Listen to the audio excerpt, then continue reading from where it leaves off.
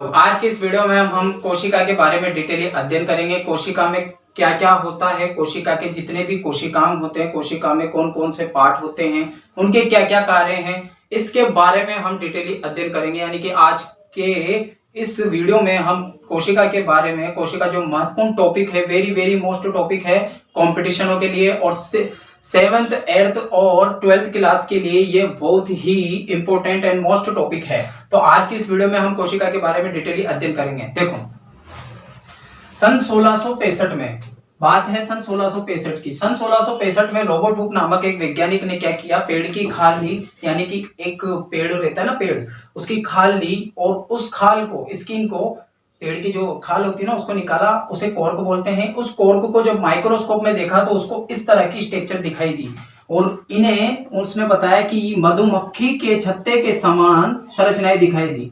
तो जब Robert Hooke ने माइक्रोस्कोप में देखा तो उसे उस कॉर्क में मधुमक्खी के छत्ते के समान संरचनाएं दिखाई दी। तो उसने इन कोश को क्या बोला, सेल नाम दिया। इस सेल का अर्थ होता है कि खाली कमरा। सेल का मतलब क्या होता है, एक खाली कमरा, ठीक है। तो इसका नाम पड़ा कोशिका। सेल को हिंदी में क्या बोलते हैं, कोशिका। कोश यानी एक खाली कमरा, ठीक है, जिससे बना कोशिका। और इंग्लिश में बोले तो सेल, यानी कि एक खाली कमरे को क्या बोलते हैं, कोशिका बोलते हैं, जिसकी खोज रॉबर्ट हुक ने सन 1665 में की थी। एक मकान है, उस मकान में से अगर प्रत्येक ईंट को देखा जाए तो वह उसकी कोशिका होती है। मतलब कि जिस तरह ईंटों से मकान का निर्माण होता है, उसी प्रकार हमारे शरीर में कोशिकाओं से किसका निर्माण होता है, संपूर्ण शरीर का निर्माण होता है। मेरी बॉडी में प्रत्येक अंग, चाहे वो आंख हो, कान हो, नाक हो, बाल हो, मेरे नाखून हो, इन सब में क्या होती है, कोशिका होती है, ठीक है। क्या होती है, कोशिका होती है। हमारे शरीर में इतनी कोशिकाएं होती है, कितनी, 10 to power 18। इसका मतलब है कि एक के पीछे आप 18 जीरो लगा दो, 1 ट्रिलियन कोशिकाएं होती है किसके शरीर में, मनुष्य के शरीर में। कोशिका को दो भागों में बांट दिया गया है। एक होती है प्रोकैरियोटिक कोशिका, एक होती है यूकैरियोटिक कोशिका। प्रोकैरियोटिक कोशिका वे कोशिका होती है जिनके केंद्रक में जो आवरण होता है, आवरण यानी कि जो केंद्रक झिल्ली होती है, केंद्रक की जो झिल्ली होती है वो अनुपस्थित होती है। प्रोकैरियोटिक कोशिका में केंद्रक झिल्ली अनुपस्थित होती है और केवल केंद्रक ही होता है। इसके अलावा कोशिका में राइबोसोम्स उपस्थित होता है। इसके अलावा और कुछ भी नहीं होता है प्रोकैरियोटिक कोशिका में, बस खाली केंद्रक होता है और एक राइबोसोम्स होते हैं। राइबोसोम्स और केंद्रक और कोशिका भित्ति, इसके अलावा प्रोकैरियोटिक कोशिका में और कुछ भी नहीं पाया जाता है। इनका जो केंद्रक होता है वो झिल्ली रहित होता है, मतलब कि केंद्रक में झिल्ली नहीं पाई जाती, आवरण नहीं पाया जाता केंद्रक के चारों ओर। जबकि यूकैरियोटिक कोशिका में क्या होता है कि केंद्रक झिल्ली पाई जाती है, इस तरह केंद्रक झिल्ली पाई जाती है यूकैरियोटिक कोशिका में, और बहुत सारे अंग यानी कि कोशिकांग भी पाए जाते हैं, जैसे अंतद्रव्य जालिका, माइटोकॉन्ड्रिया, राइबोसोम्स, ईटीसी।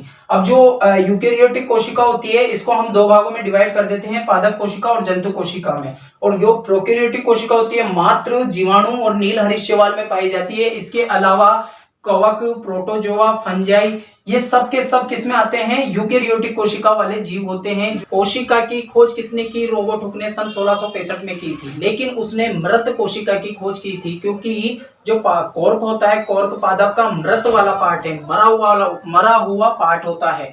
इसके बाद सन 1674 में एंटोन वान ल्यूवेनहॉक, एक वैज्ञानिक है, एंटोन वान ल्यूवेनहॉक ने जीवित कोशिका की खोज की। एंटोन वान ल्यूवेनहॉक ने सन 1674 में जीवित कोशिका की खोज की। वो कौन कौन सी कोशिका थी, देखो, वे कोशिकाएं निम्न है: जीवाणु, प्रोटोजोआ, आरबीसी, शुक्राणु।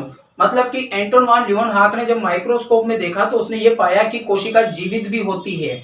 और वो कौन कौन सी कोशिकाएं थी, जीवाणु, प्रोटोजोआ, आरबीसी और शुक्राणु, ठीक है। अब इसके बाद हम पादप और जंतु कोशिका के बारे में बात करते हैं। देखो, ये जंतु कोशिका है, क्या है, जंतु कोशिका।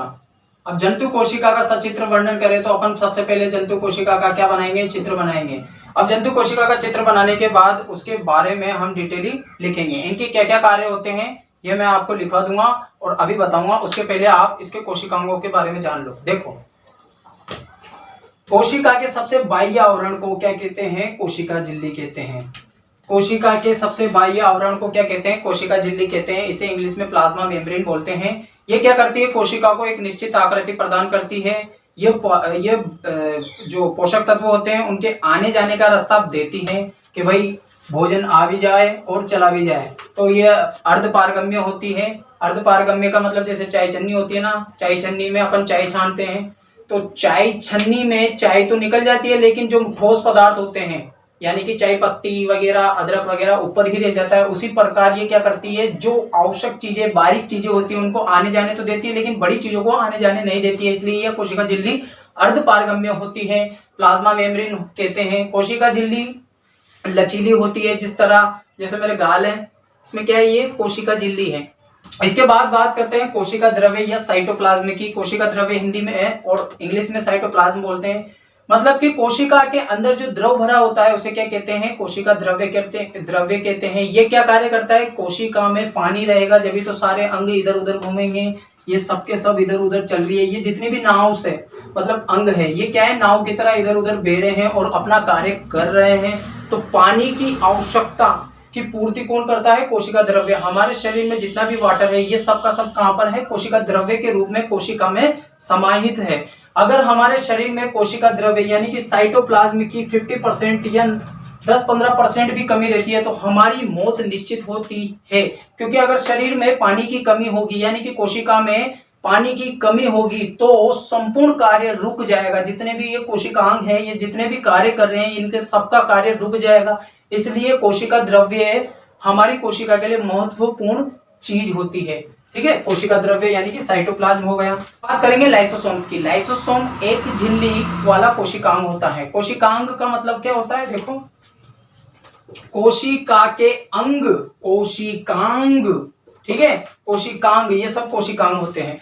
तो कोशिकांग में जो लाइसोसोम्स होता है ये एकल झिल्ली युक्त होता है और ये झिल्ली फटने पर इसके अंदर 40 प्रकार के एंजाइम्स होते हैं जो क्या करते हैं, सबके सब न्यूक्लिक अम्ल हो, चाहे केंद्रक हो, चाहे माइटोकॉन्ड्रिया हो, सबका पाचन करने की हिम्मत रखता है लाइसोसोम। यानी कि ये जो लाइसोसोम होता है ये साफ सफाई का कार्य करता है कोशिका के भीतर की ओर।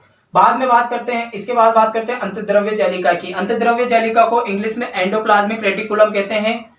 एंडोप्लाज्मिक रेटिकुलम से लेते हैं ईआर, मतलब कि इसको ईआर भी बोलते हैं। ये क्या कार्य करती है? कोशिका में ये एक आकार प्रदान करती है। कोशिका को क्या करती है? एक आकार प्रदान करती है। जिस तरह हमारे शरीर में कंकाल तंत्र हमारी स्ट्रक्चर को बनाए रखता है। अगर मान लो मेरे शरीर में कंकाल तंत्र नहीं होगा तो मेरा पूरा का शरीर नीचे गिर जाएगा। तो कंकाल तंत्र क्या कर रहा है? मुझे खड़ा रहने की, गति करने की, ये हाथ को ऐसे ऐसे हिलाने की हिम्मत दे रहा है। उसी प्रकार कोशिका में जो अंतःद्रव्य जालिका होती है, एक तो ये प्रोटीन का संश्लेषण करती है। प्रोटीन का संश्लेषण क्यों करती है? क्योंकि इस पर राइबोसोम्स लगे होते हैं। ये बारीक बारीक दिख रहे हैं ना, ये राइबोसोम्स लगे होते हैं। ये प्रोटीन का संश्लेषण करती है और शरीर को यांत्रिक शक्ति प्रदान करती है, मतलब कि एक कंकाल की तरह कार्य करती है। कौन? अंतःद्रव्य जालिका या एंडोप्लाज्मिक रेटिकुलम। राइबोसोम्स, राइबोसोम्स की बात करें तो जो राइबोसोम्स होते हैं ये कोशिका का सबसे छोटा कोशिकांग होता है। सबसे छोटा कोशिकांग कौन होता है? राइबोसोम्स। राइबोसोम्स को प्रोटीन की फैक्ट्री कहते हैं। क्यों कहते हैं? क्योंकि ये प्रोटीन का संश्लेषण करता है। राइबोसोम्स ही प्रोटीन का संश्लेषण करता है। ये करते हैं सूत्रकणिका या माइटोकॉन्ड्रिया। देखो सूत्रकणिका नाम क्यों दिया है? क्योंकि ये जो इसके भीतर में है ना, यूं सूत्र की तरह स्ट्रक्चर दिखाई देती है। सूत्र यानी कि धागे की तरह की एक कणिकाएं होती है। सूत्र यानी एक धागे नुमा एक कणिकाएं होती है, इसलिए इसको सूत्रकणिका नाम दिया। और इंग्लिश में इसको बोलते हैं माइटोकॉन्ड्रिया। माइटोकॉन्ड्रिया क्या कार्य करती है? हमारे शरीर में ऊर्जा का प्रदान करने का कार्य करती है। जिस तरह हमारे शरीर में हमें एनर्जी की आवश्यकता होती है। देखो, हम भोजन खाते हैं, छोटी आंत में भोजन पिसता है, उसका अवशोषण होता है। अवशोषण होने के बाद रक्त के माध्यम से वो जितने भी पोषक तत्व होते हैं वो संपूर्ण कोशिकाओं तक पहुंचा दिए जाते हैं। अब ये कोशिकाओं में पहुंचने के बाद ये जो भोजन है, पोषक तत्व है, ये कहां पर स्टोर होते हैं? कोशिका में, सॉरी माइटोकॉन्ड्रिया में संग्रहित होते हैं जितने भी पोषक तत्व है। अब क्या होता है, जब हम ऑक्सीजन ग्रहण करते हैं तो वह ऑक्सीजन माइटोकॉन्ड्रिया में जाती है और उस भोजन का दहन करती है। क्या करती है? दहन करती है, विघटन करती है। उसके तत्पश्चात ही ऊर्जा उत्पन्न होती है और माइटोकॉन्ड्रिया से जो ऊर्जा उत्पन्न होती है उस ऊर्जा से संपूर्ण कोशिका कार्य करती है और हमारा संपूर्ण शरीर चलता है। तो ये माइटोकॉन्ड्रिया हो गई। इसके बाद बात करें तारक केंद्र या तारककाई या सेंट्रोसोम या सेंट्रियोल। इसके इतने सारे नाम है, तारक केंद्र भी बोलते हैं, तारककाई भी बोलते हैं, सेंट्रोसोम और सेंट्रियोल भी बोलते हैं। इसको तारककाई क्यों बोलते हैं? क्योंकि इसकी स्ट्रक्चर तारे के समान होती है। ठीक है। अगर इसको माइक्रोस्कोप में देखेंगे, हालांकि ये ऐसा नहीं दिख रहा, लेकिन माइक्रोस्कोप में देखने पर इस तरह की स्ट्रक्चर दिखाई देती है। तारक केंद्र, तारकाई, सेंट्रोसोम, सेंट्रियोल। ये क्या करता है, इसका मुख्य कार्य होता है कोशिका का विभाजन करने का कार्य करता है। क्या करता है, कोशिका का विभाजन करने का कार्य करता है। इसके बाद बात करते हैं केंद्रक की। हमारे शरीर में जो कोशिका होती है, कोशिका के सेंटर में एक केंद्रक होता है।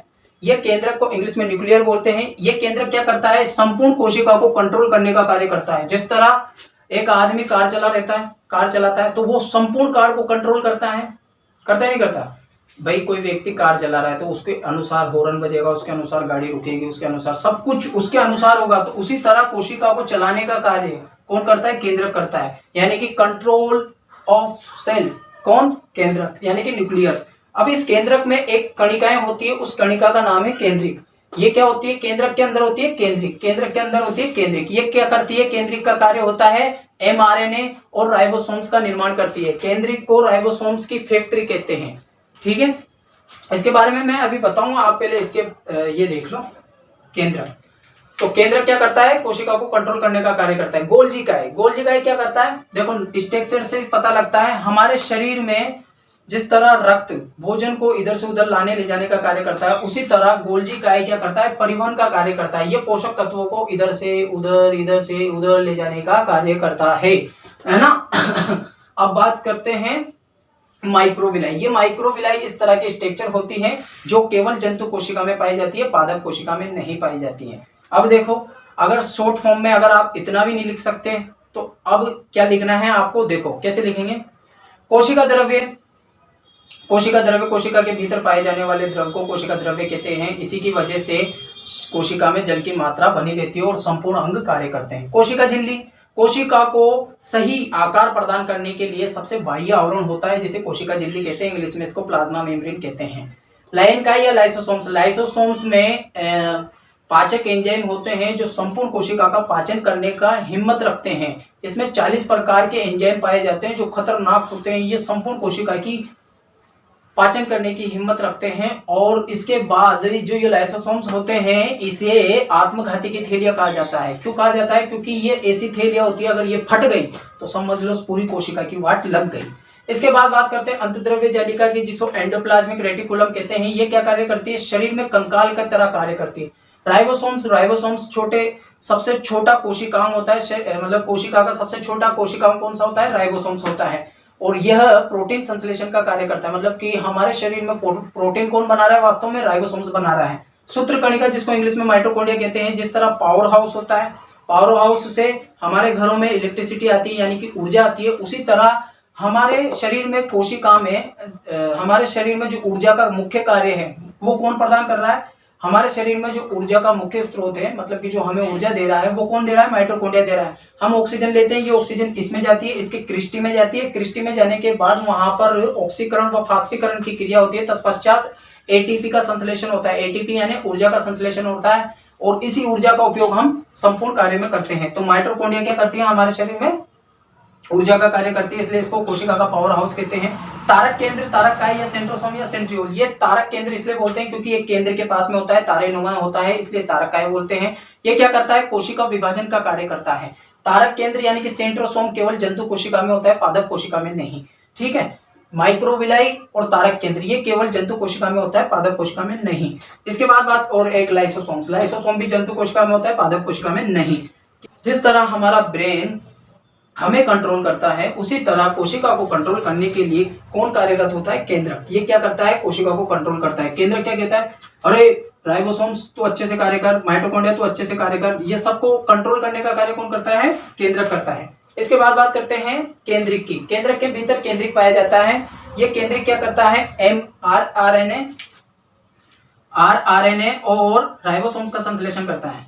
मतलब कि राइबोसोम्स का जन्म कहाँ होता है, भीतर की ओर।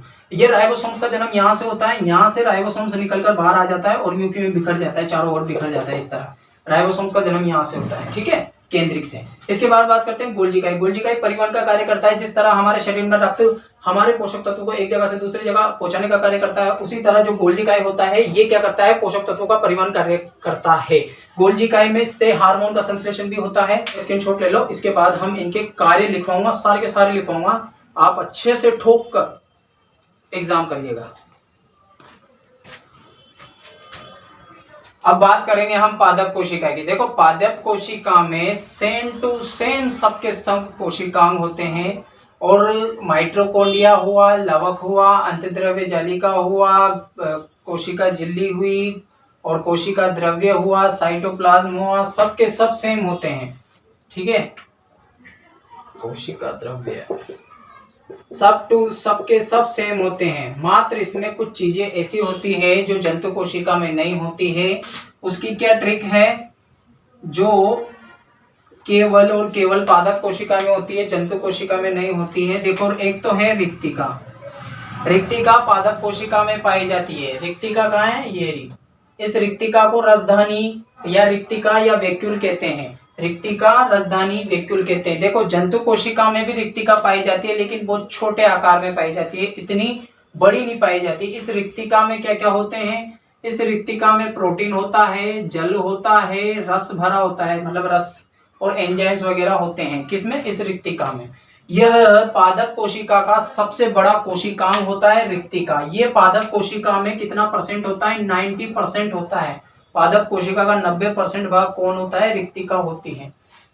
दूसरी बात करें कोशिका भित्ति की, भी से कोशिका भित्ति। ये ट्रिक है, रिक्तिका भाभी को लव हो गया प्लांट से।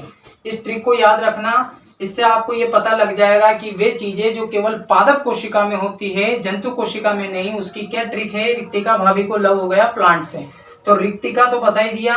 भी से कोशिका भित्ति, भी से कोशिका भित्ति। कोशिका भित्ति केवल पादप कोशिका में पाई जाती है। कोशिका भित्ति केवल पादप कोशिका में पाई जाती है, और इंग्लिश में इसको सेल वॉल कहते हैं। सेल वॉल यानी कोशिका की एक दीवार होती है, जिस ये कोशिका भित्ति क्या करती है, पादपों को एक निश्चित आकृति प्रदान करती है। पादपों को एक निश्चित आकृति प्रदान करती है। अगर हम पत्ती को यूं बारीक से यूं करके यूं निकाले ना, तो उसमें एक मोम की परत निकलेगी। साथ ही साथ जैसे मिर्ची होती है ना, मिर्ची उसको गलाने के बाद जो एक झिल्ली निकलती है, वो वास्तव में क्या होती है, कोशिका भित्ति होती है। ये क्या करती है, उसको एक निश्चित आकृति प्रदान करती है। जैसे अपना मेरा गाल फैल जाता है, यूं यूं खींचूंगा तो आराम से खिंच जाएगा रबड़ की तरह, क्योंकि मेरे क्या है, कोशिका झिल्ली है, कोशिका भित्ति नहीं है। जबकि कोशिका भित्ति क्या होती है, पलती नहीं है, मतलब कि रबड़ की तरह पलती नहीं है। अगर आप पत्ती को ऐसे खींचोगे तो पत्ती टूट जाएगी, मगर पलेगी नहीं। ठीक है, पादप को आप यूं खींचोगे तो पलेगा क्या, नहीं पलेगा, बल्कि टूट जाएगा, क्योंकि कोशिका भित्ति क्या करती है, एक फिक्स आकृति प्रदान करती है कि तू हिल नहीं सकती। चारों तरफ से एक दीवार बन जाती है कोशिका भित्ति की। इसके बाद बात करते हैं लवक की। तो ये लवक केवल पादप कोशिका में होते हैं, जंतु कोशिका में नहीं। लवक 3 प्रकार के होते हैं, हरित लवक, वर्णी लवक और अवर्णी लवक। इसके बारे में अभी थोड़ी देर बाद बात करेंगे। इसके बाद बात करते हैं कोशिका द्रव्य की। साइटोप्लाज्म होता ही है, और अंत में प्लांट, मतलब कि वे चीजें जो केवल प्लांट में मिलती है, वे चीजें जो केवल प्लांट में मिलती है, उसकी ट्रिक क्या होगी, रिक्तिका, कोशिका भित्ति और लवक। ठीक है, तो ये ट्रिक याद रख लेना। और कोशिका में आप कहीं भी बना दो, जैसे ये केंद्रक तो बीच में बना दो, इसको आप इधर भी बना सकते हो, इधर भी बना सकते हो, लवक को इधर भी बना सकते हो, कहीं भी बना सकते हो, कैसे भी, बस उसमें सबके सब कोशिकांग आने चाहिए। एग्जाम में आप जब कोशिका का चित्र बनाओगे तो आपको किसी भी हाल में किसी भी तरह से बना सकते हो, बस सभी कोशिकांग बनाना आवश्यक होता है। तो मुख्य रूप से ये 3 चीजें होती है जो केवल पादप कोशिका में होती है, जंतु कोशिका में नहीं। लिखिए क्वेश्चन क्या है, पादप कोशिका और जंतु कोशिका में अंतर लिखिए। तो आपको क्या क्या अंतर लिखने हैं, देखो 3 अंतर तो ये लिख देने हैं। आपको इधर लिख देना है पादप कोशिका, इधर लिख देना है जंतु कोशिका। तो पादप कोशिका में 3 अंतर तो ये लिख देंगे कि इसमें रिक्तिका होती है, इसमें कोशिका भित्ति होती है, इसमें लवक होते हैं। इसमें रिक्तिका नहीं होती है, कोशिका भित्ति नहीं होती है, लवक नहीं होते हैं जंतु कोशिका में। अब जंतु कोशिका में वे चीजें पाई जाती है जो पादप कोशिका में नहीं पाई जाती। वो कौन कौन सी चीजें हैं, देखो इसकी क्या ट्रिक है, मेरी माई को लाइक है जंतु से। जंतु से याद रखना कि जंतु में पाई जाती है, पादप कोशिका में नहीं पाई जाती ये चीजें। और वो चीजें कौन कौन सी है, एक तो है माइक्रोविलाई। माइक्रोविलाई जो कि अपन ने पढ़ी थी वो वाली चीजें, ठीक है, माइक्रोविलाई कोशिका के ऊपर थी, तो माइक्रोविलाई पाई जाती है। दूसरा है लाई, लाई से लाइसोसोम्स। लाइसोसोम्स केवल जंतु कोशिका में पाए जाते हैं, पादप कोशिका में नहीं। इसके बाद बात करेंगे सेंट्रोसोम की। से सेंट्रोसोम। सेंट्रोसोम भी केवल पादप जंतु कोशिका में पाया जाता है, पादप कोशिका में नहीं। तो आप ये लिख देना कि जंतु कोशिका में माइक्रोविलाई पाई जाती है, लाइसोसोम्स पाए जाते हैं और सेंट्रोसोम्स पाया जाता है, जबकि पादप कोशिका में अनुपस्थित। तो इस प्रकार आप 6 अंतर लिख सकते हो। पादप कोशिका और जंतु कोशिका में 6 अंतर लिख सकते हो इस चीज के आधार पर। चित्र बनाना वेरी इजी है, आपको कुछ भी नहीं करना, आपको बस खाली स्ट्रक्चर बनानी है और उसमें आपके हिसाब से केंद्रक, माइटोकॉन्ड्रिया, रिक्तिका, गोल्जिकाए ये सब के सब भर देने हैं। सारी चीजें सेम होती है, बस खाली ये 3 चीजें डिफरेंट होती है और ये 3 चीजें केवल जंतु कोशिका में होती है और ये 3 चीजें केवल पादप कोशिका में होती है। 100 सेम होती है पादप कोशिका और जंतु कोशिका में। प्रोकैरियोटिक कोशिका की यदि अगर मैं बात करूं तो प्रोकैरियोटिक कोशिका कुछ इस प्रकार होती है, जिसमें एक केंद्रक होता है, क्योंकि उसमें झिल्ली नहीं होती। केंद्रक प्रोकैरियोटिक कोशिका याद है ना, कोशिका को 2 भागों में बांटा था, एक प्रोकैरियोटिक एक यूकैरियोटिक, जो कि जीवाणु में पाई जाती थी प्रोकैरियोटिक कोशिका। यूकैरियोटिक कोशिका ये भी और ये भी, पादप कोशिका और जंतु कोशिका यूकैरियोटिक कोशिका होती है। जबकि अब बात करते हैं प्रोकैरियोटिक कोशिका में, तो प्रोकैरियोटिक कोशिका होती है जीवाणु और नीलहरित शैवाल में। इसके जो केंद्रक होता है, इस केंद्रक में झिल्ली नहीं होती, इसलिए ये उबड़ खाबड़ पड़ा रहता है, मतलब कि कैसे भी अपनी स्ट्रक्चर बदलता रहता है। इसका केंद्रक पूर्णतः झिल्ली रहित होता है। इसमें बस खाली राइबोसोम्स होते हैं। राइबोसोम्स ही और क्या होती है, कोशिका भित्ति होती है। क्या होती है, कोशिका भित्ति होती है, और इनमें भी कोशिका झिल्ली होती है। और इसके बाद साइटोप्लाज्म होता है, यानी कि कोशिका द्रव्य होता है। इसमें कोशिकांगों का अभाव होता है, यानी कि इसमें माइटोकॉन्ड्रिया, लवक और अंतद्रव्य जालिका, गोल्जिकाए, इन सब का क्या होता है, अभाव होता है प्रोकैरियोटिक कोशिका में। ठीक है, ये हो गया प्रोकैरियोटिक का डिफरेंट। अगर यूकैरियोटिक और प्रोकैरियोटिक में अंतर पूछे तो आप लिख सकते हो कि इसमें माइटोकॉन्ड्रिया नहीं होती, एक अंतर, गोल्जिकाए नहीं होता, इसमें होता है, मतलब प्रोकैरियोटिक कोशिका और यूकैरियोटिक कोशिका का यदि अगर अंतर पूछेंगे, जैसे मान लो इधर दे दिया प्रोकैरियोटिक लिख दिया, इधर यूकैरियोटिक कोशिका लिख दिया, तो आप यूं लिखना, कितने अंतर लिख सकते हो, मनमान लिख सकते हो। माइटोकॉन्ड्रिया नहीं होती, गोल्जिकाए नहीं होता और रिक्तिका नहीं होती, लवक नहीं होता, केंद्रक होता है लेकिन झिल्ली रहित होता है, और इसके बाद और भी लवक है, गोल्जिकाई है, कोशिका भित्ति, अंतद्रव्य जालिका है, अंतद्रव्य जालिका लिख सकते हैं। और इसमें यूकैरियोटिक में होती है, सब में राइट आ जाएगा, अनुपस्थित होती है। तो इस तरह प्रोकैरियोटिक और यूकैरियोटिक में आप अंतर लिख सकते हो। प्रोकैरियोटिक कोशिका में ये सभी कोशिकांग, जितने भी आप कोशिकांग देख रहे हो, ये सब नहीं होते। इसमें बस मुख्य रूप से 3 चीजें होती है। एक तो होता है केंद्रक, किसकी बात कर रहा हूं मैं, प्रोकैरियोटिक कोशिका की बात कर रहा हूं, जो कि जीवाणु में पाई जाती है। कोशिका भित्ति होती है, यानी कि सेल वॉल होता है, कोशिका भित्ति होती है। इसके बाद कोशिका झिल्ली होती है, और झिल्ली के बाद इसमें कोशिका द्रव्य होता है, ये सेंटर में कोशिका द्रव्य होता है, और इसके कोशिका द्रव्य होता है, और इसके अंदर राइबोसोम्स होते हैं। राइबोसोम्स ही एकमात्र ऐसा कोशिकांग है जो प्रोकैरियोटिक और यूकैरियोटिक दोनों कोशिकाओं में पाया जाता है, राइबोसोम्स। इनमें केंद्रक का अभाव होता है, यानी कि पूर्ण रूप से केंद्रक नहीं कह सकते, क्योंकि केंद्रक झिल्ली रहित होता है। इसमें डीएनए होता है लेकिन हिस्टोन प्रोटीन नहीं होता है, मतलब इसके केंद्रक में आपको डीएनए तो देखने को मिल जाएगा, गुणसूत्र तो देखने को मिल जाएगा, लेकिन उस गुणसूत्र में हिस्टोन प्रोटीन की कमी होती है। हमारे केंद्रक में क्या होते हैं, गुणसूत्र होते हैं इस तरह डिजाइनदार, इस तरह जालिकावत क्या होते हैं, गुणसूत्र होते हैं। गुणसूत्र में डीएनए होते हैं, डीएनए में जीन्स होते हैं। अब आप इसका एक स्क्रीनशॉट ले लीजिए, फिर इसके बाद हम बात करते हैं इन सब के कार्यों की डिटेल, आप उसका स्क्रीनशॉट ले लेना। अब हम एक एक करके सभी कोशिकाओं को डिटेली अध्ययन करेंगे। सबसे पहले बात करते हैं कोशिका झिल्ली की, प्लाज्मा मेम्ब्रेन की। तो ये जंतु कोशिका, पादप कोशिका और प्रोकैरियोटिक कोशिका सब में पाई जाती है। इसका कार्य क्या है, कोशिका को आकार व आकृति प्रदान करती है। ठीक है, यह एंडोप्लाज्मिक रेटिकुलम, अंतद्रव्य जालिका, ये अंतद्रव्य जालिका, इसका निर्माण कौन करती है, कोशिका झिल्ली करती है। अंतद्रव्य जालिका यानी कि एंडोप्लाज्मिक रेटिकुलम का निर्माण कौन करती है, कोशिका झिल्ली करती है। ठीक है, पदार्थों का संवहन करती है, ये पदार्थों का संवहन करती है, पदार्थों को आने देती है, जाने देती है, कौन, कोशिका झिल्ली। ये दो प्रकार से पदार्थों का संवहन करती है, सक्रिय अधिगमन और निष्क्रिय अधिगमन के द्वारा। ठीक है, अब बात करते हैं कोशिका भित्ति की। इसको इंग्लिश में सेल वॉल बोलते हैं। जिस तरह कोशिका होती है ना, कोशिका के चारों ओर एक दीवार बना दो।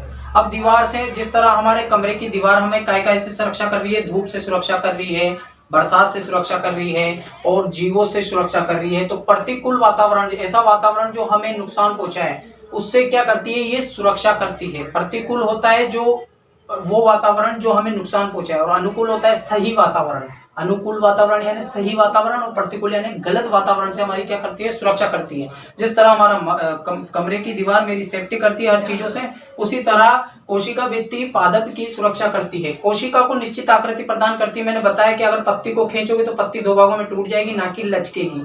जबकि मेरे गाल को खींचेंगे, क्योंकि मेरे गाल में क्या है, कोशिका झिल्ली है, कोशिका भित्ति तो है नहीं, है ना। यांत्रिक शक्ति प्रदान करती है।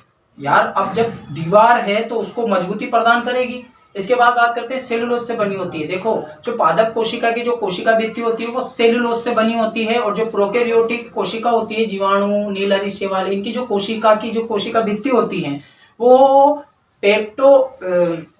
पेप्टिडोग्लाइकॉन की बनी होती है। पेप्टिडोग्लाइकॉन की बनी होती है प्रोकैरियोटिक कोशिकाओं में, जबकि पादप कोशिकाओं में ये सेलुलोज की बनी होती है। पादप व प्रोकैरियोटिक कोशिकाओं में उपस्थित होती है कौन, कोशिका भित्ति। इसके बाद बात करते हैं अंतद्रव्य जालिका, एंडोप्लाज्मिक रेटिकुलम या ईआर। इसके क्या प्रकार है, ये दो प्रकार की होती है। कोशिका में अगर हम इसके प्रकार देखेंगे तो दो प्रकार की होगी। एक तो होती है खुरदरी अंतद्रव्य जालिका, एक होती है चिकनी अंतद्रव्य जालिका, यानी कि रफ ईआर और एक स्मूथ ईआर। जो रफ होती है वो क्यों होती है, क्योंकि उसमें राइबोसोम्स लगे होते हैं, छोटे छोटे दाने लगे होते हैं राइबोसोम्स के, इस तरह छोटे छोटे राइबोसोम्स लगे होते हैं अंतद्रव्य जालिका पर, इसलिए वो खुरदरी बन जाती है राइबोसोम्स के कारण। अब चूंकि राइबोसोम्स लगे हैं और हमें पता है राइबोसोम्स प्रोटीन का संश्लेषण करते हैं, तो अंतद्रव्य जालिका, जो खुरदरी अंतद्रव्य जालिका होती है, वो क्या कहेगा, प्रोटीन का संश्लेषण करती है। क्योंकि इस पर राइबोसोम लगे होते हैं, इसलिए ये प्रोटीन का संश्लेषण करते हैं। चिकनी अंतर्द्रव्य जालिका चिकनी इसलिए होती है क्योंकि इस पर राइबोसोम्स नहीं होते हैं, इसलिए ये चिकनी होती है, और इस पर राइबोसोम्स नहीं होते हैं, इसलिए ये प्रोटीन का संश्लेषण नहीं करती है। बात करते हैं यांत्रिक शक्ति। अब ये एंडोप्लाज्मिक रेटिकुलम क्या होती है, कोशिका के बीचों बीच में होती है। इसके अलावा साइटोपंजर भी होता है। क्या होता है कोशिका में, एक साइटोपंजर। ये क्या करता है, कोशिका में कंकाल का कार्य करता है। साइटोपंजर जो कोशिका जालिकावत होता है, कोशिका में कंकाल की तरह कार्य करता है साइटोपंजर। उसी तरह एंडोप्लाज्मिक रेटिकुलम भी अंत कंकाल की तरह कार्य करती है और उसे यांत्रिक शक्ति प्रदान करती है कोशिका को। ये प्रोटीन का संश्लेषण करती है। अब आप इसका स्क्रीनशॉट ले लीजिए, फिर आगे पढ़ते हैं। अब बात करेंगे हम गोल्जी काई की। गोल्जी काई क्या होता है, जिस तरह हमारे शरीर में रक्त पोषक पदार्थों ऑक्सीजन का परिवहन करता है, उसी तरह गोल्जी काई क्या करता है, मुख्य रूप से परिवहन का कार्य करता है, स्थानांतरण का कार्य करता है, एक सामान को एक स्थान से दूसरे स्थान पर लाने ले जाने का कार्य करता है। ये क्या करता है, जैसे माइटोकॉन्ड्रिया को ऊर्जा की आवश्यकता होगी तो उसके पास पोषक तत्व लेके जाएगा, केंद्रक के पास किसी चीज की आवश्यकता होगी तो उसके पास कोई चीज लेके जाएगा। इस तरह ये क्या करता है, परिवहन का कार्य करता है, पदार्थों के परिवहन में सहायक होता है। गोल्जी काई लाइसोसोम, हार्मोन, श्लेष्मा, गोंद के निर्माण में सहायक होता है। इसके अलावा शुक्राणु के एक्रोसोम का निर्माण करता है। देखो, शुक्राणु का ये वाला पार्ट क्या कहलाता है, एक्रोसोम या टोपीनुमा एक पार्ट होता है शुक्राणु का, ऊपर का पार्ट होता है जिसे टोपीनुमा पार्ट कहते हैं। इसका निर्माण कौन करता है, इसे क्या बोलते हैं, एक्रोसोम बोलते हैं। और एक्रोसोम का निर्माण कौन करता है, गोल्जी काई करता है। तो शुक्राणु के एक्रोसोम का निर्माण में सहायक होता है। शुक्राणु का सबसे ऊपरी भाग होता है, टोपीनुमा होता है, जिससे क्या कहते हैं, एक्रोसोम कहते हैं, और इसका निर्माण कौन करता है, गोल्जी काई करता है। गोल्जी काई की खोज किसने की थी, कैमिलो गोल्जी ने। कैमिलो गोल्जी ने क्या किया, उल्लू की तंत्रिका कोशिका में एक कोशिकांग देखा जिसका नाम उन्होंने क्या रखा, गोल्जी काई रखा। इन्हीं के नाम के आधार पर इसका नाम क्या पड़ा, गोल्जी काई पड़ा। अब बात करते हैं लैन काई या लाइसोसोम्स की। लैन काई लाइसोसोम्स की खोज किसने की थी, सीडी डुबे ने की थी। लैन काई या लाइसोसोम्स की खोज किसने की थी, सीडी डुबे ने। हिंदी में लैन काई और इंग्लिश में लाइसोसोम्स बोलते हैं। इसकी खोज किसने की थी, सीडी डुबे ने की थी। इसका क्या कार्य है, देखो, कोशिका की आत्मघाती थैलियां कहा जाता है किसको, लाइसोसोम्स को। क्यों कहा जाता है, क्योंकि इसमें 40 प्रकार के ऐसे पाचक एंजाइम होते हैं जो संपूर्ण कोशिका का पाचन करने की हिम्मत रखते हैं। कोशिका की सफाई करते हैं। कौन? लाइसोसोम्स। कोशिका के भीतर जितने भी अपशिष्ट पदार्थ होते हैं, कोशिका के बाहर जितने भी अपशिष्ट पदार्थ होते हैं, उनका पाचन करते हैं और कोशिका को सफाई रखते हैं। कोई कोशिकांग ठीक से कार्य नहीं कर रहा, जैसे माइटोकॉन्ड्रिया है वो सर्दिग्रस्त हो गया और ऐसे ऐसे ऐसे ऐसे तड़प रहा है, तो उसको क्या करती है, ये क्या करता है, लाइसोसोम्स उसके पास जाता है और उसको पचित कर देता है और खत्म कर देता है, एकदम समाप्त कर देता है, दंड कर देता है। तो आंतरिक व बाह्य पदार्थों का पाचन कर डालती है सर्वाधिक लाइसोसोम्स। सर्वाधिक लाइसोसोम्स वो सबसे बड़े लाइसोसोम्स किसमें मिलते हैं? हमारे शरीर की WBC कोशिका में। हमारे शरीर में WBC कोशिका होती है जो जीवाणु से क्या करती है, हमारी सुरक्षा करती है। अब बात करते हैं राजधानी या रिक्तिका या वैक्यूल की। इंग्लिश में वैक्यूल बोलते हैं, हिंदी में राजधानी या रिक्तिका बोलते हैं। इसमें क्या होता है, इसमें जल भरा होता है, पोषक तत्व भरे होते हैं, खनिज तत्व भरे होते हैं। जब पादप को इन चीजों की आवश्यकता पड़ती है तो यह क्या करती है, इन चीजों को पादप कोशिका के लिए अवेलेबल कराती है। कौन? रिक्तिका। तो जल, पोषक तत्व, खनिजों की पूर्ति करती है। इसके बाद बात करते हैं पादप कोशिका का 90% भाग का निर्माण करती है। कौन? राजधानी या रिक्तिका। ये पादप कोशिका का सबसे बड़ा कोशिकांग होती है। अब बात करते हैं सूत्रकणिका, जिसको इंग्लिश में माइटोकॉन्ड्रिया बोलते हैं। माइटोकॉन्ड्रिया नाम किसने दिया था? बेंडा नामक एक वैज्ञानिक ने। बेंडा नामक एक वैज्ञानिक ने इसका नाम क्या दिया? माइटोकॉन्ड्रिया नाम दिया। यह अंडजनन क्रिया में पीतक निर्माण करती है। अंडजनन की क्रिया होती है ना, तो उसमें पीतक का निर्माण कौन करती है? माइटोकॉन्ड्रिया करती है। इसका उपनाम क्या है? Power house. पावर हाउस बोलते हैं, शक्ति ग्रह बोलते हैं, ऊर्जा ग्रह बोलते हैं। क्यों बोलते हैं? क्योंकि ये ऊर्जा का उत्पादन करती है। ये क्या करती है? एटीपी का संश्लेषण करती है, फिर उस एटीपी से हमें क्या मिलती है? ऊर्जा मिलती है। ऑक्सीकरण की क्रिया मैट्रिक्स में होती है। कोशिका जो माइटोकॉन्ड्रिया होती है, माइटोकॉन्ड्रिया की स्ट्रक्चर कुछ इस प्रकार होती है, इस प्रकार होती है। इसके मध्य वाले भाग को बोलते हैं मैट्रिक्स। इस मैट्रिक्स वाले पार्ट में ऑक्सीकरण व फास्फोरीकरण की क्रिया होती है, और इस मैट्रिक्स वाले पार्ट में जब ऑक्सीकरण की क्रिया होती है तत्पश्चात एटीपी का संश्लेषण होता है, जिससे हमें ऊर्जा मिलती है। शुक्राणु की गति में सहायक शुक्राणु होता है ना, शुक्राणु, उसके मध्य वाले भाग को बोलते हैं मध्यखंड, बीच वाला पार्ट। इसमें जो ये वाला पार्ट होता है, इसके अंदर बहुत सारी क्या होती है? माइटोकॉन्ड्रिया होती है, क्योंकि इसका निर्माण किससे होता है? माइटोकॉन्ड्रिया से होता है। इस माइटोकॉन्ड्रिया का यहाँ पर तो होती है माइटोकॉन्ड्रिया और यहाँ पर होता है गोल्जी काय। अब गोल्जी काय तो क्या करता है? एक्रोसोम का निर्माण करता है, और माइटोकॉन्ड्रिया क्या करती है? मध्यखंड का निर्माण करती है, ताकि इस पूंछ को हिलाने में सहायता मिल सके। पूंछ हिलेगी तभी तो गति होगी, और पूंछ को हिलाने के लिए ऊर्जा की आवश्यकता पड़ती है। वो ऊर्जा कौन प्रदान करती है? माइटोकॉन्ड्रिया प्रदान करती है। इसलिए शुक्राणु की गति में माइटोकॉन्ड्रिया सहायक होती है। शुक्राणु कैसे गति करता है? ऐसे ही तो पूंछ हिला के तो गति करता है ना, आगे बढ़ता है। तो पूंछ को हिलाने के लिए जो ऊर्जा की आवश्यकता पड़ती है, उसका कार्य कौन करती है? माइटोकॉन्ड्रिया करती है, क्योंकि माइटोकॉन्ड्रिया से शुक्राणु के मध्यखंड का निर्माण होता है। इसके बाद बात करते हैं आगे की, तो आप इसका स्क्रीनशॉट ले लीजिए खटाखट। अब इसके बाद हम बात करते हैं लवक की। लवक को इंग्लिश में प्लास्टिड बोलते हैं। क्या बोलते हैं? प्लास्टिड। जो लवक होते हैं ये पादपों में पाए जाते हैं, जंतुओं में नहीं पाए जाते हैं। लवक क्या होते हैं? ये पौधे को रंगने का कार्य करते हैं, पौधे को रंगने का कार्य करते हैं। ये 3 प्रकार के होते हैं। हिंदी में वर्णी लवक, अवर्णी लवक, हरित लवक। इसको इंग्लिश में बोलते हैं क्रोमोप्लास्ट, ल्यूकोप्लास्ट और क्लोरोप्लास्ट। जो क्रोमोप्लास्ट होता है ये रंगीन होता है, मतलब रंग बिरंगा होता है, लाल, पीला, नीला। तो इसकी वजह से ये रंगीन होता है, इस वजह से यह फल और फूलों को रंगता है। फूलों के रंग को कौन डिपेंड करता है? फूलों में जो रंगने का कार्य करता है वो कौन करता है? क्रोमोप्लास्ट करता है। फूलों को और फल को, जैसे नारंगी होती है, नारंगी ऑरेंज होती है, तो उसी तरह जो क्रोमोप्लास्ट होता है ये उसको रंगने का कार्य करता है। टमाटर लाल होता है, तो ठीक है। इसके बाद बात करते हैं अवर्णी लवक यानी कि ल्यूकोप्लास्ट। ये क्या होता है? रंगहीन होता है। जैसे पादप की जो जड़ें होती हैं उनमें ये पाया जाता है ल्यूकोप्लास्ट। और इसके अलावा ये जिन बीजों में पाया जाता है, क्योंकि बीजों का रंग ब्राउन होता है, भूरा रंग का ज्यादातर देखने को मिलता है ल्यूकोप्लास्ट। ठीक है, तो ये रंगहीन होता है, ज्यादातर मूल में और बीजों में पाया जाता है, बीजों में। ठीक है, और बात करते हैं ये हरित लवक की, क्लोरोप्लास्ट की। यही मेन होता है, ये पादप का मुख्य पार्ट होता है, यानी कि क्लोरोप्लास्ट ही सबसे मेन होता है इसमें। ये पादप के हरे भाग में पाया जाता है, यानी कि पत्तियों में, तने में, स्टेम में, ईटीसी में। जो लवक होता है ये पादप कोशिकाओं में पाया जाता है, जंतु कोशिका में अनुपस्थित होता है। यदि अगर हम क्लोरोप्लास्ट को देखें तो क्लोरोप्लास्ट में क्या पाया जाता है? क्लोरोफिल, यानी कि पत्तियों में जूम करने पर हमें क्या मिलेगा? क्लोरोप्लास्ट। अब इस क्लोरोप्लास्ट कुछ इस तरह होता है, इस क्लोरोप्लास्ट के भीतर की ओर ग्रेना दिखाई देता है। इस क्लोरोप्लास्ट के अंदर जब हम जाएंगे तो इसे क्या बोलते हैं, ग्रेना। ये सिक्के की समान संरचनाएं होती हैं। ग्रेना क्या होती है, सिक्के की समान संरचनाएं होती हैं। और इस ग्रेना के भीतर जाएंगे तो हमें मिलता है क्लोरोफिल। इस क्लोरोफिल की वजह से पत्तियों का रंग हरा होता है। ठीक है, जो क्लोरोप्लास्ट होता है उसका क्या कार्य है, एक तो ये प्रकाश संश्लेषण करता है, जाहिर सी बात है क्लोरोफिल है तो प्रकाश संश्लेषण का कार्य करेगा कौन, क्रोमोप्लास्ट, हरित लवक।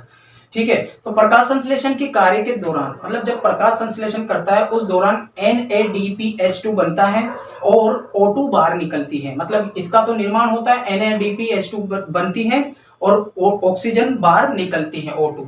और इसी के आगे जाएं तो क्लोरोप्लास्ट के द्वारा CO2 से मंड बनता है। यानी कि ये क्या करता है, जो क्लोरोप्लास्ट CO2 को एक्सेप्ट कर लेता है, ग्रहण कर लेता है बाहर से, और उससे काय का निर्माण करता है, मंड का निर्माण करता है। जो क्रोमोप्लास्ट और क्लोरोप्लास्ट ये दोनों के दोनों प्रकाश वाले भाग में होते हैं, जबकि ल्यूकोप्लास्ट प्रकाश की अनुपस्थिति वाले भागों में पाया जाता है। जहां पर प्रकाश नहीं पहुंचेगा वहां पर कौन सा वाला वर्णक मिलेगा, हमें ल्यूकोप्लास्ट मिलेगा। जैसे जड़ में प्रकाश नहीं जाता तो वहां कौन सा वर्णक मिलेगा, हमें ल्यूकोप्लास्ट मिलेगा। कौन सा लवक मिलेगा, वहां पर ल्यूकोप्लास्ट मिलेगा। और जो क्रोमोप्लास्ट और क्लोरोप्लास्ट है ये प्रकाश की उपस्थिति में होता है। दूसरी बात, मैं एक और बात बताता हूं कि जो क्रोमोप्लास्ट और ल्यूकोप्लास्ट और क्लोरोप्लास्ट है, जैसे क्रोमोप्लास्ट और ल्यूकोप्लास्ट और क्लोरोप्लास्ट, ये तीनों के तीनों एक दूसरे में ट्रांसलेट हो जाते हैं। यानी कि क्रोमो में, क्रोमो ल्यूको में एक दूसरे में ट्रांसलेट हो जाते हैं। जैसे मैं समझाता हूं, जैसे मान लो जो टमाटर होता है, टमाटर वो तरुण अवस्था में जब बीज रहता है तब उसमें कौन सा लवक होता है, तरुण अवस्था में उसमें होता है ल्यूकोप्लास्ट। कौन सा लवक होता है उसमें, ल्यूकोप्लास्ट। फिर इसके बाद जब टमाटर हरा होता है, यानी कि धीरे धीरे परिपक्व अवस्था में आता है, हरा होता है, तो उसमें कौन सा लवक आ जाता है, क्लोरोप्लास्ट आ जाता है। और फिर उसके बाद जब वह और पकता है, यानी कि परिपक्व अवस्था में आता है, तो वो लाल रंग का हो जाता है, यानी कि फिर उसके बाद कौन सा लवक आ जाता है, उसके अंदर क्रोमोप्लास्ट आ जाता है। तो इस प्रकार ये लवक एक दूसरे में चेंज होते रहते हैं। ठीक है, इसका एक और उदाहरण देता है, जैसे आलू होता है ना, आलू को हम जमीन पर गाड़ते हैं। आलू में कौन सा वाला पार्ट होता है, आलू में होता है, जमीन में रहता है, इसलिए इसमें कौन सा वर्णक मिलेगा हमें, ल्यूकोप्लास्ट। क्या मिलेगा हमें इसमें, ल्यूकोप्लास्ट। जब आलू जमीन में रहता है तब इसमें ल्यूकोप्लास्ट होता है। इसकी उपस्थिति के कारण आलू ब्राउन रंग का होता है। ठीक है, मान लो कोई आलू है और वो थोड़ा सा जमीन के ऊपर आ रहा है, तो क्या होगा, सूर्य का प्रकाश इस आलू पर गिरेगा। अब चूंकि सूर्य का प्रकाश इस आलू पर गिरेगा तो जो ये ल्यूकोप्लास्ट था, जिसकी वजह से इसका रंग ब्राउन होने वाला था, ये ल्यूकोप्लास्ट सूर्य के प्रकाश की उपस्थिति में किस रंग का हो जाता है, हरे रंग का हो जाता है। यानी कि ये ऊपर से किस रंग का बन जाएगा, ग्रीन रंग का बन जाएगा। यानी कि किस में ट्रांसलेट हो जाएगा, ये ल्यूकोप्लास्ट क्लोरोप्लास्ट में ट्रांसलेट हो जाएगा। इस वजह से हरे रंग के आलू देखने को मिलते हैं। वो जो हरे रंग के आलू होते हैं वास्तव में वो जमीन में दफनाए जाते हैं, लेकिन किसी कारणवश कुछ आलू ऊपरी सतह पर आ जाते हैं, और वो जैसे ही उन पर प्रकाश पड़ता है तो प्रकाश, यानी कि प्रकाश पड़ने की वजह से आलू में उपस्थित ल्यूकोप्लास्ट किस में परिवर्तित हो जाता है, क्लोरोप्लास्ट में परिवर्तित हो जाता है। इस वजह से आलू हरे रंग का दिखता है। कितनी सारी चीजें जुड़ चुकी है। रॉबर्ट हुक ने तो की कोशिका की खोज, ठीक है, और रॉबर्ट ब्राउन ने केंद्रक की खोज। रॉबर्ट हुक ने तो कोशिका की खोज की, रॉबर्ट ब्राउन ने केंद्रक की खोज की, और रॉबर्ट ने राइबोसोम्स की खोज की। मतलब खोज तो नहीं की, हालांकि खोज किसी और ने की थी, रॉबिन्सन ने की थी खोज तो, हालांकि, लेकिन इसको जो राइबोसोम्स नाम दिया ये किसने दिया था, रॉबर्ट ने दिया था। और ये तीनों अलग अलग हैं, ठीक है। तो रॉबर्ट ने राइबोसोम्स नाम दिया था। राइबोसोम्स का क्या कार्य है, राइबोसोम्स प्रोटीन का संश्लेषण करता है। हमारे शरीर में प्रोटीन का संश्लेषण कौन करता है, राइबोसोम्स करता है। सभी जीवों में उपस्थित होता है, चाहे वो यूकेरियोटिक हो या प्रोकैरियोटिक हो, कोई सी भी कोशिका हो उसमें कौन मिलेगा, राइबोसोम्स अवश्य मिलेगा, क्योंकि राइबोसोम्स प्रोटीन का संश्लेषण करता है। यदि अगर प्रोटीन ही नहीं होगा तो फिर जीव जनन कैसे करेगा, ठीक है। तो राइबोसोम्स के जो होते हैं ये दो प्रकार से होते हैं। एक होते हैं 70S प्रकार के, एक होते हैं 80S प्रकार के। देखो जो प्रोकैरियोटिक कोशिकाएं होती है उसमें 70S प्रकार के राइबोसोम्स पाए जाते हैं, और जो यूकेरियोटिक कोशिका होती है यानी कि अपनी कोशिका, जंतुओं की कोशिका होती है, पादप कोशिकाएं होती है, उसमें 80S प्रकार वाले राइबोसोम्स उपस्थित होते हैं। राइबोसोम्स में 80S प्रकार वाले राइबोसोम्स में दो इकाइयां होती है, एक होती है बड़ी इकाई और एक होती है छोटी इकाई। बड़ी इकाई 50S की होती है और छोटी इकाई 30S की होती है, ये भी पूछा गया है। ठीक है, करते हैं राइबोसोम्स के उपनाम। तो राइबोसोम्स को प्रोटीन की फैक्ट्री कहते हैं। क्यों कहते हैं प्रोटीन की फैक्ट्री? क्योंकि ये प्रोटीन का संश्लेषण करता है, इसलिए इसको प्रोटीन की फैक्ट्री कहते हैं। और राइबोसोम्स को जो बना रहा है यानी कि राइबोसोम्स की फैक्ट्री किसे कहेंगे? केंद्रक को कहेंगे। केंद्रक यानी कि न्यूक्लियोलस, जो केंद्रक के भीतर थी, केंद्रक के भीतर थी ना वो केंद्रक, ये केंद्रक है, और इस केंद्रक के भीतर में एक केंद्रिक पाई जाती है जहां से राइबोसोम्स का निर्माण होता है, जहां से राइबोसोम्स का और आरएनए का निर्माण भी होता है। ठीक है, ये राइबोसोम्स आरएनए के साथ जुड़कर, राइबोसोम्स आरएनए के साथ जुड़कर पॉलीराइबोसोम्स का निर्माण करते हैं। राइबोसोम्स आरएनए के साथ जुड़कर पॉलीराइबोसोम्स का निर्माण करते हैं। ये हो गया आपका राइबोसोम्स खत्म। इसके बाद बात करते हैं साइटोपंजर। साइटोपंजर क्या होता है? इंग्लिश में बोलो तो साइटोस्केलेटन बोलते हैं। जो ये साइटोपंजर होता है ये जालिकावत होता है। जैसे ये कोशिका है, अभी कोशिका में इस तरह जाल बना के रखता है ताकि कोशिका पिचके ना। ये क्या करता है? कोशिका को पिचकने से रोकता है, यानी कि ये कोशिका का कंकाल कहलाता है। ठीक है, अब आप इसका एक स्क्रीनशॉट ले लीजिए। अब बात करेंगे हम तारककाय की। तारककाय को इंग्लिश में सेंट्रोसोम बोलते हैं, और तारककाय का एक और नाम है तारक केंद्र। इस तारक केंद्र को इंग्लिश में सेंट्रियोल बोलते हैं। मतलब चारों नाम एक ही है, तारक केंद्र बोल दो, तारककाय बोल दो, सेंट्रोसोम बोल दो या सेंट्रियोल बोल दो। देखो दो तारक केंद्र होते हैं, छोटे छोटे दो तारक केंद्र होते हैं।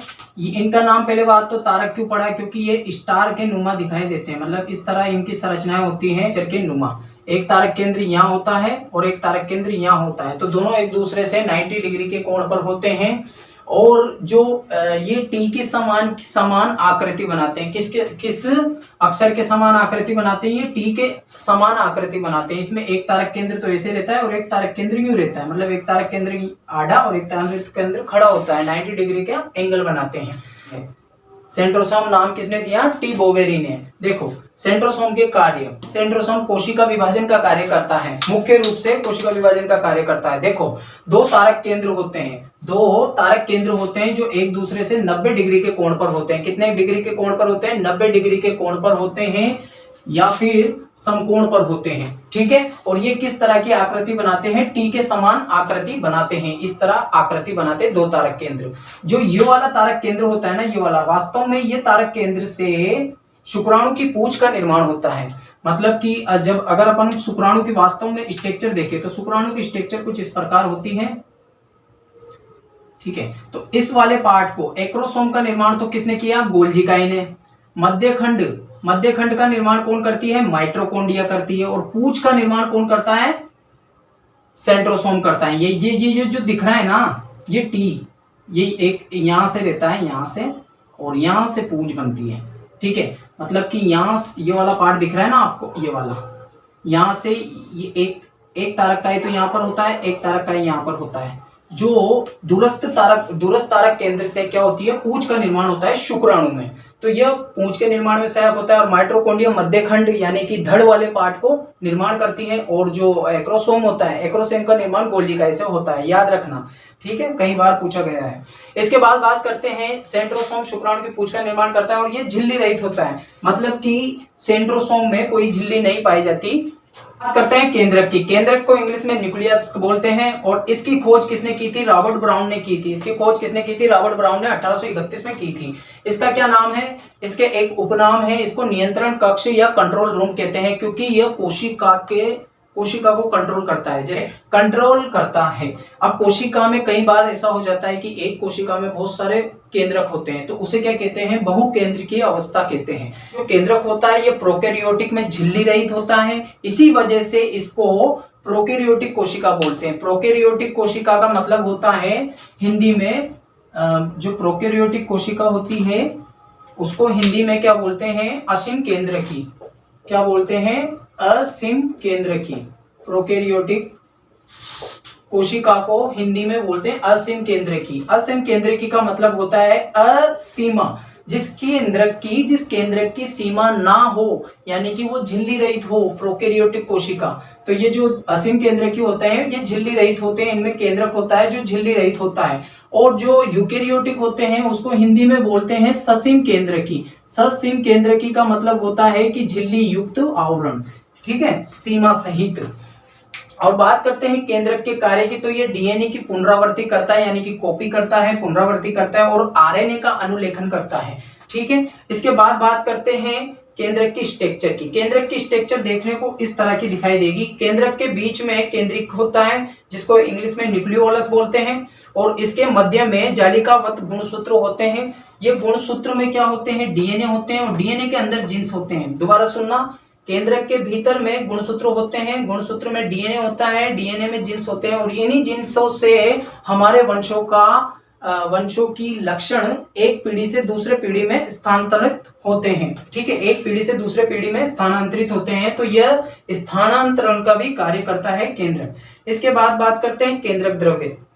जिस तरह कोशिका में द्रव होता है उसी तरह केंद्रक में भी द्रव होता है, जिसे हम केंद्रक द्रव्य बोलते हैं। केंद्रक झिल्ली, केंद्रक में दोहरी आवरण वाली झिल्ली होती है, जो दो आवरण युक्त होती है। आंतरिक झिल्ली होती है, एक बाह्य झिल्ली होती है, ठीक है। और जो इसमें लिक्विड होता है उसे हम केंद्रक द्रव्य बोलते हैं, इंग्लिश में न्यूक्लियोप्लाज्म बोलते हैं। केंद्रिका की, केंद्रिका केंद्रक के भीतर होती है, केंद्रिका को इंग्लिश में न्यूक्लियोलस बोलते हैं, और यह मुख्य रूप से एमआरएनए और राइबोसोम्स का संश्लेषण करती है। यहाँ से केंद्रिका से जन्म होता है राइबोसोम्स का, इसलिए केंद्रिका को राइबोसोम्स की फैक्ट्री बोला जाता है। अब चूंकि राइबोसोम्स को जन्म दे रही है, इसलिए एमआरएनए और राइबोसोम्स का संश्लेषण भी यह करती है। समसूत्री विभाजन करती है। देखो कोशिका में जो विभाजन होता है, समसूत्री विभाजन में सहायक कौन होती है, केंद्रिका होती है, समसूत्री विभाजन में सहायक होती है। आनुवंशिक सूचनाओं का हस्तांतरण करती है, क्योंकि केंद्रिका में एमआरएनए होता है। एमआरएनए की फुल फॉर्म क्या है, मैसेंजर आरएनए होता है। ये क्या करता है, सूचनाओं को एक स्थान से, मैसेंजर है ना उसका नाम, मैसेंजर आरएनए, क्योंकि ये मैसेंजर आरएनए का निर्माण करता है, और मैसेंजर आरएनए क्या करता है, सूचनाओं को इधर से उधर पहुंचाने का कार्य करता है, ठीक है। अब आप इसका एक स्क्रीनशॉट ले लीजिए। लाइसोसोम की खोज और माइक्रोबॉडीज की खोज किसने की, सीडी डुबे ने की थी। यह एकल झिल्ली युक्त होता है, मतलब कि इसके बाह्य आवरण पर एक झिल्ली होती है मात्र, और इसके भीतर में एंजाइम होते हैं। किसके भीतर, सूक्ष्मकाय के भीतर, ठीक है। हमारे शरीर में, हमारा शरीर किससे मिलकर बना होता है, अंग से मिलकर बना होता है, और अंग किससे मिलकर बना होता है, बहुत सारे उत्तकों से मिलकर बना होता है, ठीक है। और उत्तक किससे मिलकर बनी होती है, कोशिका से मिलती है, कोशिका से मिलकर बनता है उत्तक। जैसे मेरी ये एक उंगली है, ठीक है, इसमें अगर मैं बिल्कुल पिंच करूं यहाँ पे, तो यहाँ पर क्या है, मेरी कोशिका है। अब इस वाले पार्ट को अगर मैं इस पूरे, मतलब यहाँ से मेरी उंगली की स्किन को उखाड़ दूं, तो ये क्या कहलाएगा, उत्तक कहलाएगा। और ये मेरा पूरा वाला पार्ट, यानी कि जो ये उंगली है, ये क्या कहलाएगी, मेरा अंग कहलाएगा। क्या कहलाएगा, अंग कहलाएगा। तो इस तरह कोशिका के समूह को क्या कहते हैं, उत्तक कहते हैं। जब बहुत सारी कोशिका आपस में जुड़ती है तो उसे क्या कहते हैं, उत्तक। और जब बहुत सारे उत्तक आपस में जुड़ते हैं तो उससे क्या बनता है, अंग बनता है, और अंग से मिलकर बनता है शरीर। करते हैं हम डिटेली जानते हैं कि हमारे शरीर कहाँ पर जाकर एंडिंग होती है। हालांकि इसकी एंडिंग तो निश्चित नहीं है, लेकिन फिर भी आप देखो तो हमारे शरीर में अंग में घुसते हैं। हमारे शरीर के किसी भी एक अंग में चले जाओ, चाहे वो हृदय हो, फुफ्फुस हो, फेफड़ा हो, हाथ हो, पैर हो, उस अंग में बहुत सारे क्या मिलेंगे, उत्तक मिलेंगे, बहुत सारे उत्तक मिलेंगे। उत्तक को इंग्लिश में टिश्यू बोलते हैं। उत्तक का निर्माण किससे होता है, कोशिकाओं के समूह से होता है। बहुत सारी कोशिका जब जुड़ती है तो उससे उत्तकों का निर्माण होता है। अब उत्तकों में डिटेली जूम करके जाएंगे तो हमें क्या मिलेगी, कोशिका मिलेगी। अब कोशिका के भीतर जब हम एंटर करते हैं तो हमें क्या मिलेगा, केंद्रक। इस केंद्रक के भीतर होते हैं गुणसूत्र। क्या होते हैं, गुणसूत्र। गुणसूत्र होते हैं केंद्रक के भीतर। जैसे ये केंद्रक है तो इस केंद्रक के भीतर इस तरह जालनुमा होते हैं। जब इनमें क्या होते हैं, गुणसूत्र होते हैं। इन जालों में क्या होते हैं, गुणसूत्र बने हुए होते हैं, इस तरह एक्स की तरह दिखाई देते हैं, कुछ इस प्रकार, ठीक है। जो ये गुणसूत्र होते हैं, ये जो गुणसूत्र होते हैं, यदि इस गुणसूत्र को अगर मैं यहाँ से एक धागे के नुमा निकालूं तो हमें कुछ इस तरह की स्ट्रक्चर देखने को मिलेगी। इस तरह की स्ट्रक्चर को बोलते हैं डीएनए। ये क्या होती है, डीएनए। क्या होती है, डीएनए। यानी कि गुणसूत्र, केंद्रक में जाएंगे तो गुणसूत्र मिलेगा और गुणसूत्र में जाएंगे तो डीएनए मिलेगा, जो कि इस प्रकार का होता है। इस डीएनए के बीच में ये जो दिख रहा है, ये होते हैं जीन्स। क्या होते हैं, जीन्स। और इन जीन्स में होती है नाइट्रोजन क्षार होते हैं। ठीक है, तो अब बात करें कि जो गुणसूत्र होते हैं इनकी संख्या कितनी होती है मनुष्य में। देखो इनकी संख्या टोटल होती है 46 गुणसूत्र होते हैं मनुष्य के शरीर में। और ये जो गुणसूत्र होते हैं, अभी ये पूरा गुणसूत्र नहीं है, एक गुणसूत्र ये है, एक गुणसूत्र ये है, मतलब कि ये जोड़े में होते हैं। अगर 46 गुणसूत्र होंगे तो कितने जोड़े बनेंगे, 23 जोड़ी गुणसूत्र बनेंगे, क्योंकि ये जोड़े में होते हैं। ये जो गुणसूत्र होते हैं ये जोड़े में होते हैं। इसमें एक गुणसूत्र तो होता है माता का और एक गुणसूत्र होता है पिता का। ठीक है, पुरुष होते हैं, पुरुषों में यानी कि मेल में और फीमेल में क्या होता है कि जो पुरुष होते हैं उसमें भी 46 गुणसूत्र होते हैं और फीमेल में भी 46 गुणसूत्र होते हैं। जो पुरुष होते हैं उनके 22 जोड़ी गुणसूत्र, यानी कि 22 जोड़ी गुणसूत्र क्या होते हैं, अलिंग गुणसूत्र होते हैं, जो लिंग निर्धारण में भाग नहीं लेते हैं। और एक जोड़ी गुणसूत्र यानी कि XY लिंग गुणसूत्र होते हैं, जो लिंग निर्धारण में भाग लेते हैं। ठीक है, और महिलाओं में क्या होता है, महिलाओं में 22 जोड़ी गुणसूत्र अलिंग गुणसूत्र होते हैं, जो लिंग निर्धारण में भाग नहीं लेते, यानी कि 44 तो भाग नहीं लेंगे लिंग निर्धारण में। इन्हें ऑटोसोम बोलते हैं। ठीक है, और जो एक जोड़ी गुणसूत्र होते हैं XX होते हैं, इन्हें XY इसलिए बोला जाता है क्योंकि इनकी स्ट्रक्चर X के समान होती है। ठीक है, इसलिए इन्हें XY बोला जाता है। अब जो पुरुष होते हैं, पुरुष के पास एक जोड़ी लिंग गुणसूत्र XY वाले हैं और महिला के पास XX है। पुरुष में शुक्र जनन की क्रिया द्वारा 2 प्रकार के शुक्राणुओं का निर्माण होता है भाई, एक तो X वाला और एक Y वाले। तो 2 प्रकार के शुक्राणु का निर्माण होता है पुरुषों में शुक्र जनन की क्रिया द्वारा वृषण में, टेस्टिस में। ठीक है, और महिलाओं में अंड जनन की क्रिया द्वारा एक ही प्रकार के अंडाणु का निर्माण होता है भाई। अब जब X वाला शुक्राणु X वाले अंडाणु के साथ जुड़ता है तो तत्पश्चात XX बनता है, यानी कि किसका जन्म होगा, यानी कि महिला का जन्म होगा। और जब Y वाला शुक्राणु X वाले अंडाणु के साथ जुड़ता है तो तत्पश्चात XY बनता है और XY से किसका जन्म होगा, यानी कि पुरुष का जन्म होगा। तो इस प्रकार पुरुष और महिलाओं का जन्म होता है। और जो शुक्र जनन की क्रिया होती है उस दौरान क्या होता है, 23 गुणसूत्र तो होते हैं शुक्राणु में, 23 गुणसूत्र होते हैं शुक्राणु में, जिसमें से एक गुणसूत्र या तो X होता है या Y होता है। ठीक, और जो अंडाणु होते हैं उसमें भी 23 गुणसूत्र होते हैं, अंडाणु में भी 23 गुणसूत्र होते हैं और शुक्राणु में भी 23 गुणसूत्र होते हैं। यानी कि एक गुणसूत्र या तो X होगा या Y होगा इसका, और इसका भी एक गुणसूत्र XX होगा। जब ये 23 गुणसूत्र यानी कि अंडाणु और शुक्राणु 23 से मिलता है, यानी कि अंडाणु और शुक्राणु मिलते हैं तो टोटल हो जाते हैं 46, और ये 23 गुणसूत्र इन 23 गुणसूत्रों से आपस में जुड़ जाते हैं। बाकी का जो एक है, इसका भी एक और उसका भी एक, वही गुणसूत्र लिंग निर्धारण में भाग लेता है। यानी कि इसका X वाला और उसका इसका X या Y कोई सा भी हो सकता है, और इसका XX वाला गुणसूत्र। ये बात आपके समझ में आई हो तो अब आप इसका एक स्क्रीनशॉट ले लीजिए। छोटे मोटे फैक्ट्स पढ़ लेते हैं जो मुख्य हैं।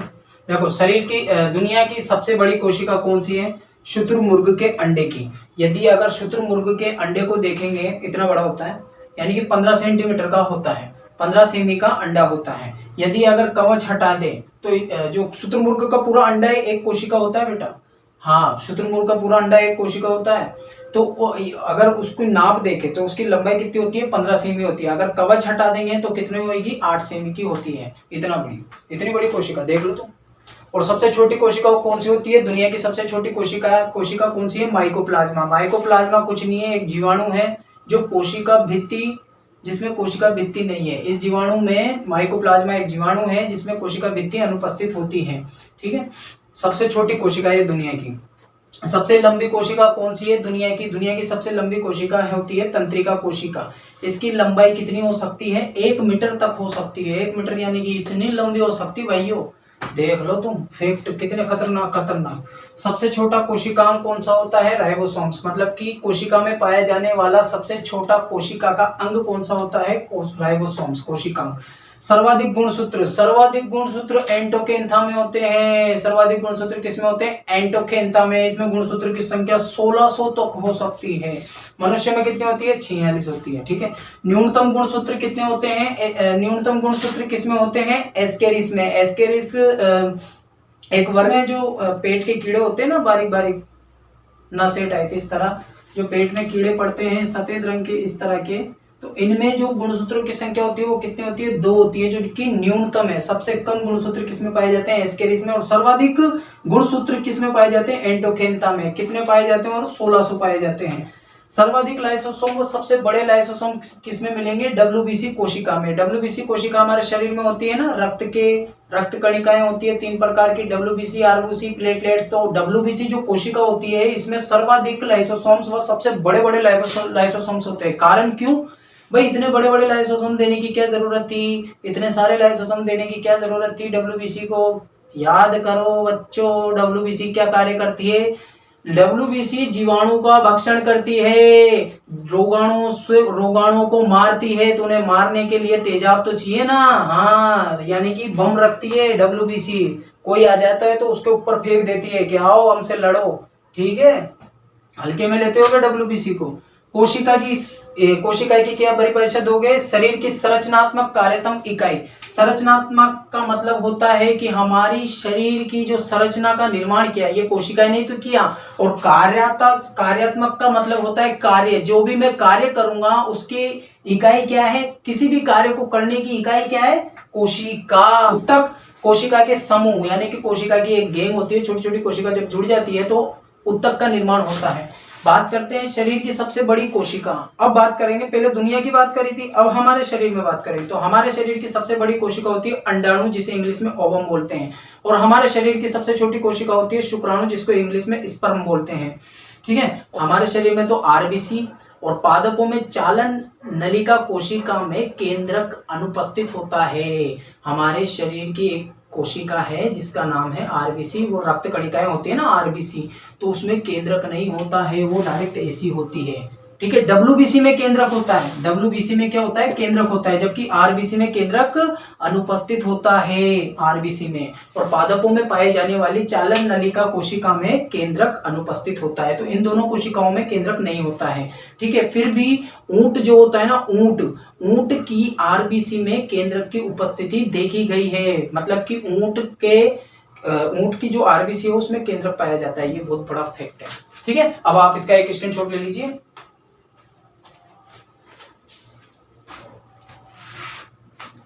मैंने आपको कोशिका डिटेली पढ़ाई है। इसके बाद आप चाहते हो कि मैं और वीडियो बनाऊं तो आप मुझे सपोर्ट करो प्लीज प्लीज प्लीज।